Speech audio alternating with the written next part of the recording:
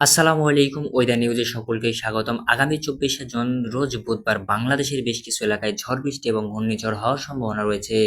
আমি আজকে 5টি জেলা সম্পর্কে ঘূর্ণিঝড় এবং বজ্রপাত এবং তাপমাত্রা দিনের কত পার্সেন্ট সেলসিয়াস থাকবে এগুলি নিয়ে আজকের ফুটেজটিতে আমি চলে এসেছি আপনাদের মাঝে। ভিডিওটি শুরু করার আগে আপনাদের কাছে ছোট্ট একটি কথা বলতে চাই। আমার চ্যানেলে আপনারা যারা নতুন অবশ্যই আমার চ্যানেলটি সাবস্ক্রাইব করে আমার পাশে থাকবেন। আর এই 5টি জেলার ভিতর আপনার যেহেতু জেলা পড়ে থাকে অবশ্যই কমেন্ট বক্সে এসে জানিয়ে দিবেন। ঢাকা ঢাকা রাজধানী আকাশ মেঘলা থেকে অতি মেঘলা থাকতে পারে। দিনের ভিন্ন সময় বজ্রসহ বৃষ্টি হতে পারে। দমকা হাওয়া বয়ে যেতে পারে।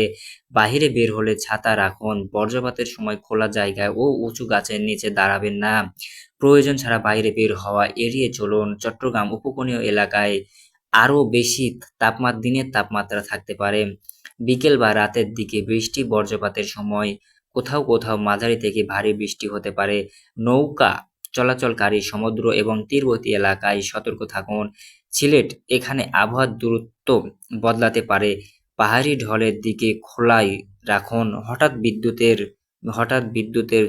বিদ্যুতের ঝলক মেরে আকাশে থেকে নামতে পারে এবং বিদ্যুতের খুঁটির নিচে আপনারা কোনো সময় দাঁড়াবেন না। আমরা এখন সরাসরি চলে যাব গ্রাম অঞ্চলে। এলাকা দিয়ে পানি নামতে পারে। প্রয়োজনে ছাড়া ঝুঁকিপূর্ণ রাস্তায় যাতায়াত এড়িয়ে চলুন। বরিশাল বরিশাল অঞ্চলে আরও বেশি থাকতে পারে। মাঝে মাঝে বৃষ্টি হতে পারে। নদী তীরবর্তী এলাকায় নিচু এলাকায় পানি জমা ঝুঁকি থাকতে পারে, তাই যাতায়াতের সময় সতর্ক থাকুন। পটুয়াখালী উপকূলীয় এলাকায় দিকে আকাশ মেঘলা থাকতে পারে। বৃষ্টির সময় বৃষ্টি মুখোমুখি হতে পারে। দমকা হাওয়ার সাথে বৃষ্টি নামতে পারে। সমুদ্র বা নদীর জলাশয়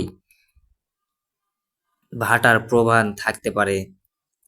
এই জেলেদের সমুদ্র যাওয়ার আসার আগেই স্থানীয়দের সতর্কতা জেনে নিন।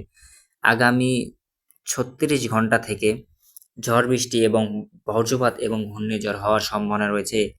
আগামী 3 দিন ব্যাপী কোনো ঝড় বৃষ্টি হওয়ার সম্ভাবনা আমরা দেখতে পাচ্ছি এখনো।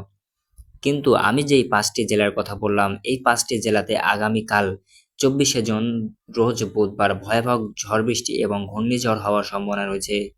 তাই আপনারা কোথাও না যেয়ে আমার ফুটেজটিতে ভালো করে লক্ষ্য করবেন। আপনারা বিস্তারিত সামনে কি হতে চলেছে, সামনে মাসে কি হতে চলেছে সবকিছু আপনারা বিস্তারিত জানতে পারবেন। অবশ্যই আমার চ্যানেলটি সাবস্ক্রাইব করবেন। এই বলে আমার সংক্ষিপ্ত বক্তব্য আমি শেষ করলাম। আশা করি আপনাদের কাছে আমার ভিডিওটি ভালো লেগেছে। আপনাদের কাছে আমার ভিডিওটি যদি ভালো লেগে থাকে অবশ্যই আমার চ্যানেলটি সাবস্ক্রাইব করে আমার পাশে থাকবেন। সবাইকে ধন্যবাদ।